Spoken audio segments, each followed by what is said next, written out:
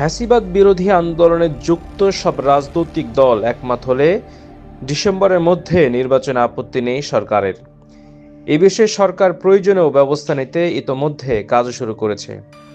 অপরদিকে 15 ফেব্রুয়ারি রাজনৈতিক দলগুলোর সঙ্গে জাতীয় ঐক্যমত কমিশনের প্রথম বৈঠক হবে।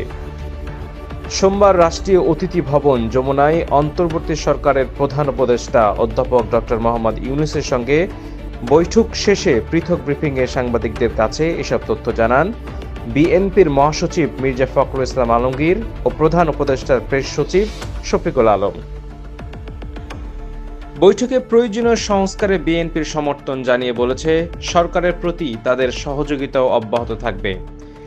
এছাড়া বিএনপির দাবির পরিপ্রেক্ষিতে সরকারের পক্ষ থেকে রাজনৈতিক হয়রানিমূলক মামলা প্রত্যাহারে দ্রুত পদক্ষেপ নেওয়ার কথা পুনর্ব্যক্ত করা হয়।